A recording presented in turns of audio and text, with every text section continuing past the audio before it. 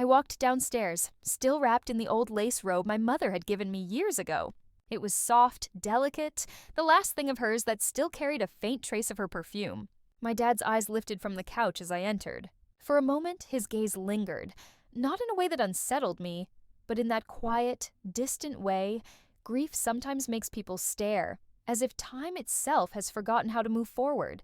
The candles on the mantel flickered gently, and the scent of lavender oil floated through the air, one of the few things that still seemed to bring him peace. He'd started using it after Mom's funeral.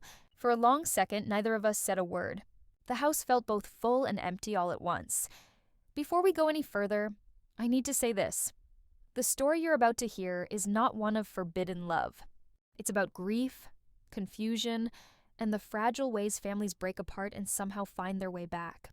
It's about loneliness, how it blurs the lines, how it makes people reach for connection even when they shouldn't. When I was little, my dad used to laugh, really laugh. His name is Murphy Barker, and back then his laughter could fill every room. He'd whistle while cooking, blast old rock songs from a playlist he refused to update, and dance with my mom in the kitchen until both of them were out of breath. I'd sit on the counter clapping, watching them move like the rest of the world didn't exist. He'd read me bedtime stories and always twist the endings just to make me laugh. Sometimes he'd draw silly stick figures on my napkins before packing my lunch. We were happy. A messy, ordinary kind of happy. Until Mom got sick. It began with exhaustion.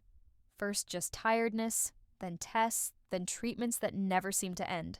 A year later, she was gone. I was 10. After that, everything inside our house changed. The light dimmed. The music stopped. Even the air felt heavier, as though it carried the memory of what had been lost. Dad stopped laughing. He never cried in front of me, but at night, through the walls, I'd sometimes hear the muffled sound of it, the kind of grief that refuses to rest. Still, he tried to keep life moving.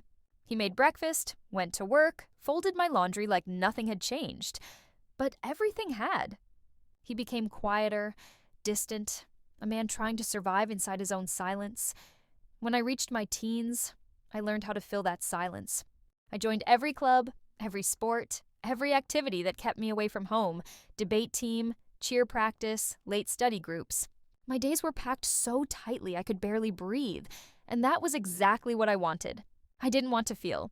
By 19, I looked like the girl who had it all together. Straight A's, college offers, a busy social life that looked perfect from the outside. But inside, I was running on fumes. And Dad, he was worse. He hardly left the house anymore, worked from home, wore the same gray sweatpants most days, and ate only if I reminded him to. He didn't date, didn't smile, didn't live. We shared a roof, but it felt like we existed on different planets. Then, one night, something shifted. I'd just come home from a long practice, muscles aching, brain drained. I collapsed onto the couch, half asleep, struggling to untie my sneakers. A groan escaped me without thought. Dad looked up from his laptop and asked softly, "You okay?" His voice startled me. Soft, gentle, almost unfamiliar. I hadn't heard him sound like that in months. I shrugged and said, "Just sore." He paused for a moment before asking, "You want me to help? I used to rub your mom's shoulders when her back hurt." It was a simple human offer, one that came from instinct, not intention. I nodded. He sat beside me and began to rub my shoulders carefully, the way someone does when they're unsure if they still remember how. His hands were warm and tentative. For the first time in years, I felt something I hadn't felt in so long.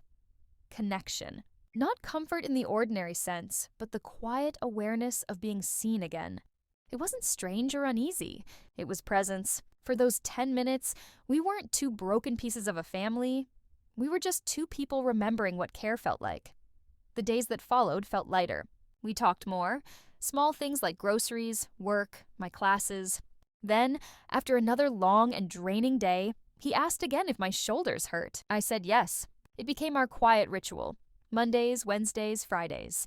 After practice or dinner, he'd use lavender oil, saying it helped muscles relax. Sometimes he'd light a candle or play soft instrumental music, the same kind Mom used to play during rainstorms. It started as healing, a strange, unspoken therapy we both needed. But grief rarely stays simple. Over the next few weeks, something deeper began to stir. Not inappropriate, but emotional. He started asking more questions. "Are you eating enough? Are you sleeping okay? Do you have anyone to talk to? I'd answer half-heartedly, but beneath his